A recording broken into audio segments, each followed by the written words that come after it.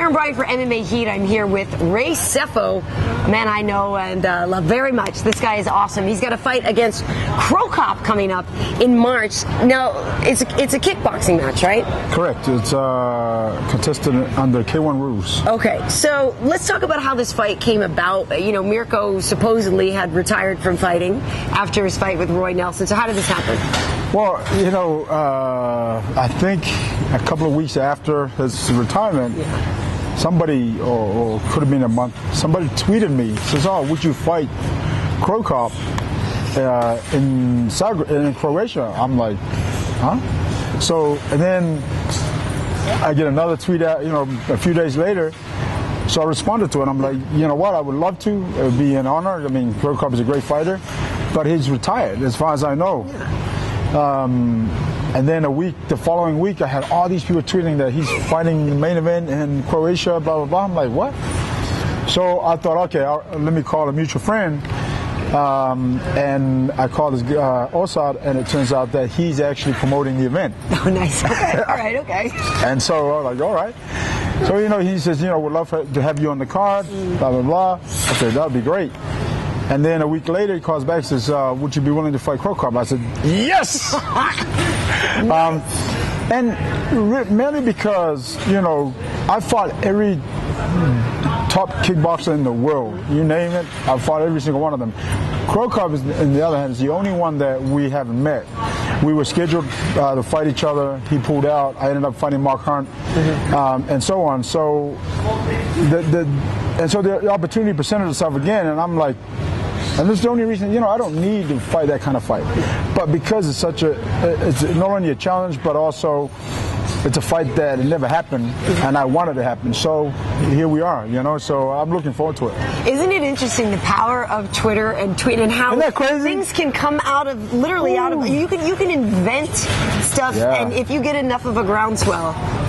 You know, it's amazing. And the fact that you can just get in touch with people so easily. Yeah, network media is amazing. It's amazing. You know? So now, what do you know, when you just said a minute ago that you didn't need that type of fight. So what do you mean by that? Because you had been doing MMA for a little while. Are you going to still do that? Are you going to... Well, I mean, that's, you know, that's what I wanted to focus on, as MMA.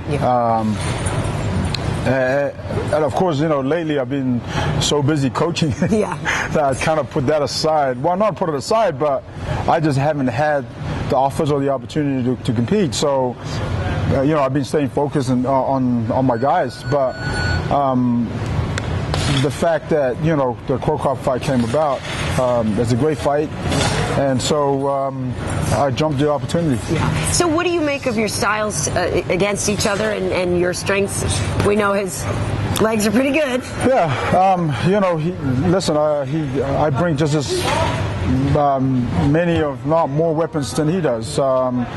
He's known for his kicks. He's known for his straight left. When the bell rings, I'm going to bring everything. So he just better be ready. I promise that fight ain't going to see the final bell. You're going to retire him again. That's not going to see the final bell. I promise you that. You know you're going into hostile territory, though. You said it's in Zagreb, or is it? Okay, that's why it makes it even more challenging and for me to be more determined and hungry to beat him up, because at the end of the day, you know, I'm the underdog there. And I love fighting as the underdog. I love fighting as the underdog. So we'll see, you know. And this will be, what, about the 96th fight for you? I mean, seriously. This will be the 92nd. Okay. Yep. I was close. Yep, very close. I mean, you know, I've had, if you count 3 pro wrestling, you know, then it would be 95, you know what I mean? But, you know, this is a real fight. So it'll be my 92nd fight. So 8 more to go before 100. Nice. That's amazing. I want to be there on your centennial fight. That would be amazing. That'll be my retirement fight, I think. The 100th fight, I'm done. So you did talk about the fact that you train a lot of other guys. Yeah, I mean, it's interesting because that still makes you stronger, right? I mean, you're still honing your skills at the same time, right? Absolutely. You know, when I'm correcting the guys, I'm correcting myself as well. You know what I mean? Because there are certain things that you see. You know, you can work your butt off and be the guy that's being trained, but when you're on the other side of the, you know, as the coach, you start to see more things, and you start to see whether it be footwork, whether it be the left hook or the right hand or the kick, or the way they move, So it keeps me sharp also. Not only as a coach but also as a fighter. And do you think Mirko has slowed down at all, though? I mean, obviously to some degree, but do you think that he's still got what he had? Oh, well, whatever he's got, he better be ready. That's all I got to say, because I don't concern myself with what they bring, because I watched the other day I watched some of his old footage and new footage. I didn't see that much of a difference, so. And that'll be it. I won't watch his fights again, because I already know in here that what he's going to do, what he's going to bring. So now I focus on what I bring to the table. And I think what I bring to the table is going to be a dangerous thing for him. So I'm 100,000,000% sure in my mind that fight is not going to see the final bell. Now, when we got here, you were on the treadmill on your 25th mile, I think, right? Yeah, something like that. Something like that, mile 25 or so. Yeah. And I've been to the gym 4 times already this morning. Exactly. Yeah. So, what weight do you want to fight at, and how is your conditioning and everything going leading up to this? My condition is great. Obviously, I've been working. I work 3 days a week with strength and conditioning with Jake Bonacci, who's my coach. And also, I do 3 days a week with the kickboxing side. I spar 3 days a week. So, putting all that together, I want to come in at least 240, 245, strong and ready to fight. So, for me, I'm always good up here. I don't have a problem there. When my fitness is good, watch out. Nice.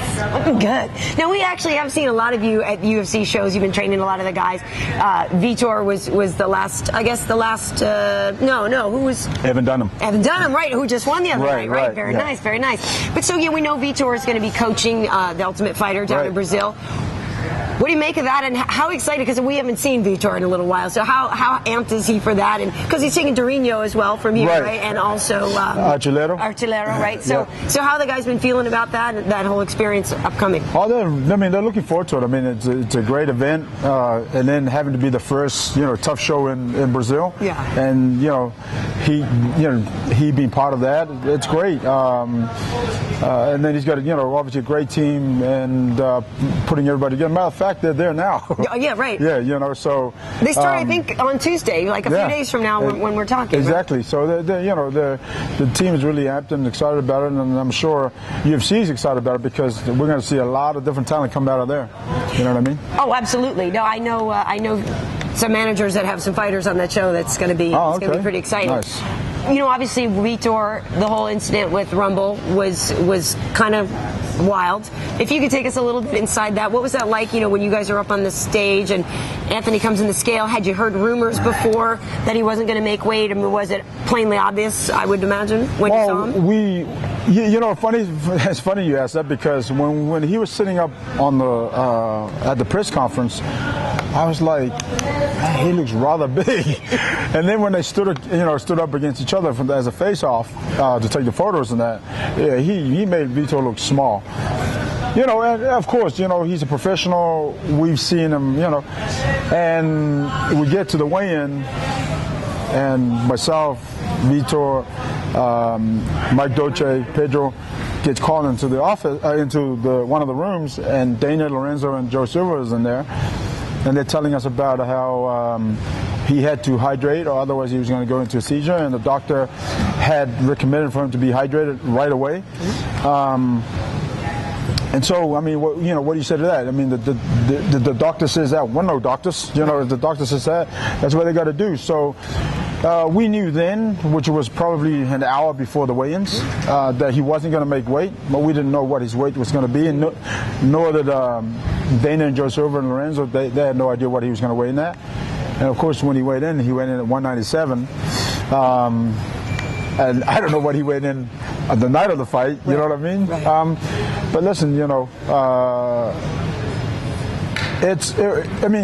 Vitor was a little bit upset about it, because It was unprofessional in the sense that he didn't make weight, and yet, Vitor came in on weight. We did everything for him to be there, ready, physically, mentally, make sure his weight was, on target. So, our team did what we needed to do for him to be there, to make that weight and be there on the night to fight.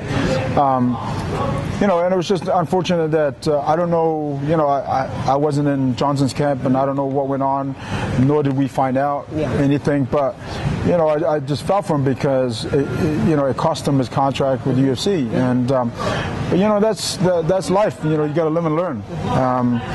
And you just got to do. Maybe he's got to change things up. Maybe he needs to go to heavyweight. I don't know. You know what I mean? Because he's a solid guy. He's a nice guy. I like Johnson. He's a really nice guy. But maybe it's time for him to move to the heavyweight division. I don't know. Well, maybe, and it's interesting too because I know what a sacrifice it is for Vitor to get to 185. I mean, he has a sweet tooth, right? So I know. So I know he's really hustles to get to that, and so when that kind of thing happens, I always feel bad for the fighter that did make weight and for all the sacrifices they went through to not have that respect of equality there in the effort. It's tough, but stuff happens. Like these things happen, and then like I said to Vitor, myself and the team, listen, it doesn't matter what weight he comes in at. At the end of the day, you're fit, you're ready, you're strong, you're professional, you come in on weight. We did everything right. Don't worry about what he's got to do and what he's going to bring to the thing, because we've been preparing for that for the last 2 months. You know what I mean? So stay focused, and when that bell rings, time to go to work. And how do you like Vitor's chances against Wanderlei when that whole thing is done? Listen, I got nothing but love and respect for Wanderlei. Me personally, I don't really want to see that fight. It hurts me a little bit. I don't really want to see that fight because, and I'm not counting, Wanderlei out, but I just know what Vitor brings to the table: speed, power, technique, standing on the ground. It's just tough for Wanderlei, and so I actually don't really want to see that fight happen, but it's going to happen. You know what I mean? Regardless, the reality is it's going to happen. So I just hope he's going to be ready, and hope nobody gets hurt bad. You know what I mean? And also now you're working with Martin Kampmann for his upcoming fight. Who else? Who else are you putting through the paces these days? Well, we just finished Evan Dunham's camp. He put on a great performance. Was able to put away Nick Lentz in the second round. One fight of the night. Yeah. Congratulations to him, and he needed that too. Perfect timing too, because he's got a kid coming on the way. Nice. So that was great. Good. So now we're focusing on Martin's camp and mine. Thank God Brad's camp, doesn't have to start until another month and a half. Tavares, right? Tavares, right. Yes. Otherwise, it would have been tough.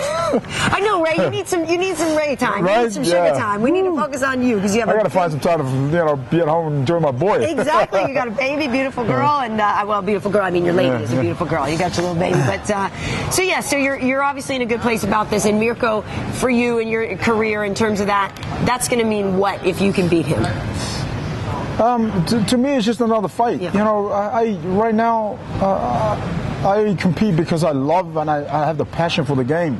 Whether it be MMA, kickboxing, it doesn't matter, because like I told the promoter the other day, I do this because I love it. I do this because I still have the passion, the hunger to get in there and compete. As soon as I lose that, time for me to give it up. You know what I mean? I'm not one of these guys who try and have false pretense about the game, because it's tough. Yeah. The training, the sacrifices, being in there, it's tough. Yeah. So, I'm well aware of that. And for me, it's when I feel like I can't motivate myself anymore to push myself. Right now, I am so hungry. So can't wait to get in there and bang it out. You know what I mean? Yeah. Woo! Better be ready.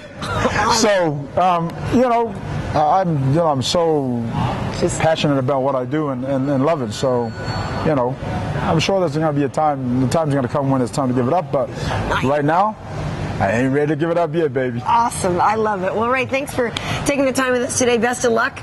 And I guess I wish I could charter a flight to Zagreb. That'd be amazing. Right, that'd be awesome. Amazing. Best of luck to you, Ray. Thank you.